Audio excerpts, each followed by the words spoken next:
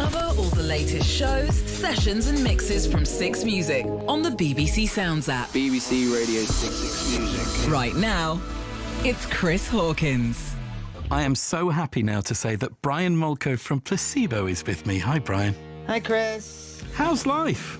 Well, first, let me wish you all a very happy birthday and congratulations. Oh, thanks. Yeah, You know. 20 years. 9 years down the line, Brian. Why so long?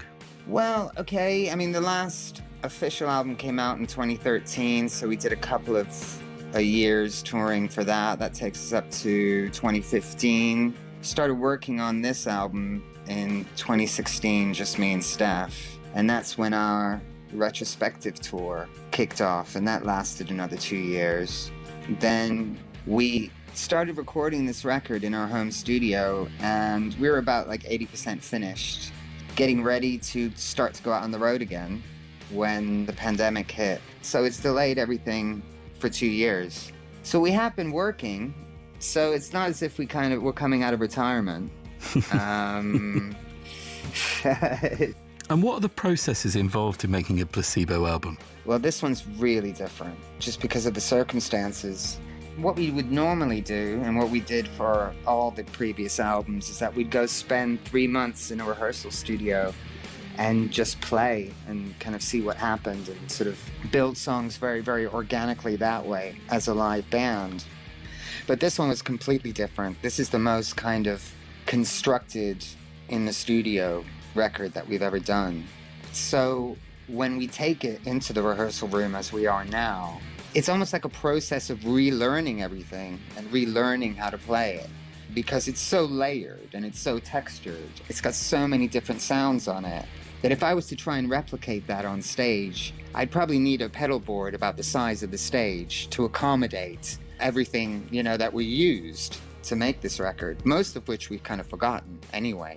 So it's kind of a process of translation from this musical Tetris thing that we did in the studio.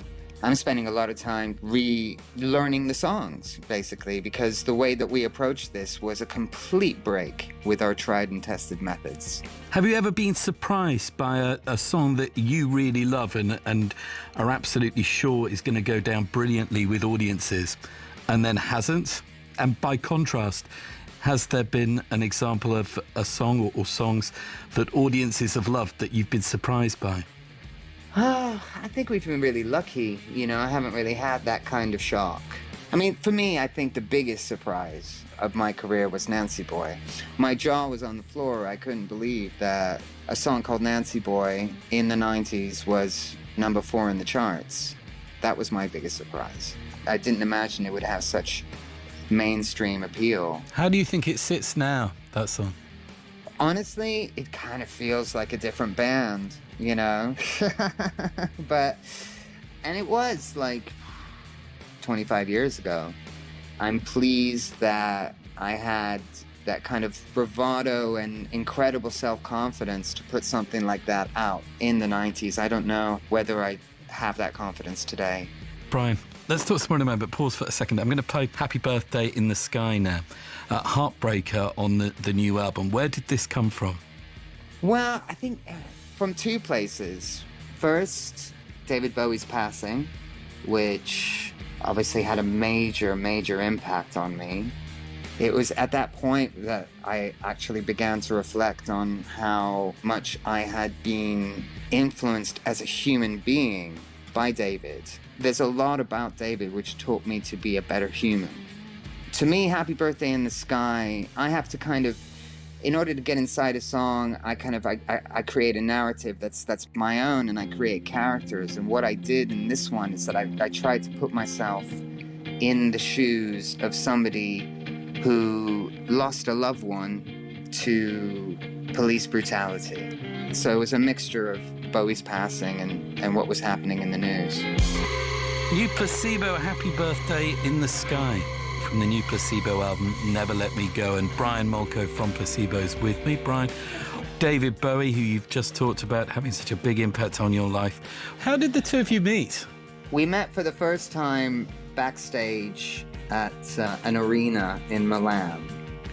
This was before we'd even recorded our first album, we kind of have Morrissey to thank, because Morrissey was opening for Bowie on this European tour. And then one day he decided that he didn't want to be on tour with Bowie anymore, so he got on the tour bus and left his band behind and told the driver to drive him to his mum's back in the UK, leaving David without a support band. And we had the same live agent at that point who passed on our demo tape, and he actually heard Nancy Boy and invited us to fill Morrissey's shoes for the rest of the tour. So thanks, Moz. And what do you think your life in the band would have been like without David Bowie's influence? Wow. It's difficult to imagine. It really is, because, I mean, his tutelage, mentorship, it was so much a part of me finding my feet in the music industry. He still feels like a mentor to me today. I feel still like I have a relationship with him. I still feel like he's with me. 1996 then was when your first self-titled debut album came out. Do you think you were ready for that album to go so huge, Brian, and all the success that came with it? Certainly not. We didn't imagine that would happen. Because when I started the band, I was on the dole. You know, I was kind of getting, unemployment and housing benefit and things like that. So my expectations were quite low. I just kind of wanted to get out of poverty and be able to feed myself and house myself. That was really my motivation.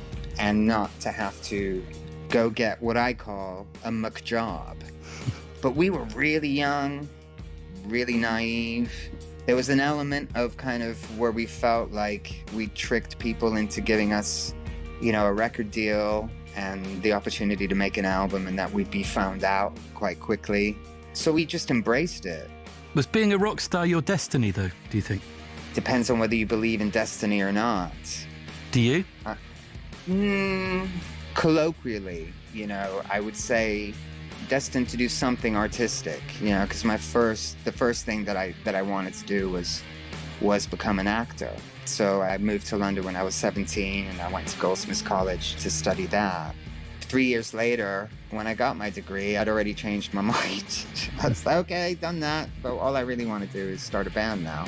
I needed to be the context. When I acted, I was always speaking somebody else's words and taking direction from somebody else. When I directed, it was still somebody else's story. Even when I started making small films, that's the closest that I sort of got to having my own voice, is when I started writing my own performances and making little movies. So I needed, first, immediacy, because, you can strap a guitar on, plug it into a distortion pedal, and get a reaction from people immediately. And I suppose I needed context control. I wanted to be the story, because I had this massive burning desire to express myself. So I had to go away and create another universe.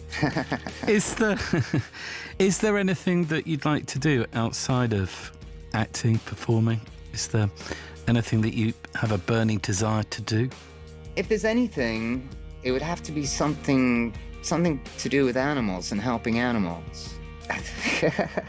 People have accused me of liking animals more than humans. And, there is some kind of truth in that. Human beings are messier. Well, not physically messier. I suppose dogs are a little bit physically messier than humans, but emotionally so. And, I don't know, every single human being is a very, very, very long movie within themselves, with so much history, so much desire, so many complications. And then we go into the world and we just collide with each other. Brian, thank you so much for coming on the show. I know you're not mad on doing radio interviews, are you? I prefer them to TV interviews. That's not saying much for you, is it? I don't have to put my face on. The new Placebo album, Never Let Me Go, is available to pre-order now. That's correct. And it comes out a week on Friday. Oh my goodness. And you've got some warm-up shows in Europe ahead of a massive UK and European tour in October, November and December. Yeah, with some festivals in the summertime. I'm very excited about the new album. I know it's going to do great for you. Brian, thank you so much for coming on. Nice one, Chris. Great to talk to you again. And to you too. Have a good one. Thank you, Brian Molko from Placebo.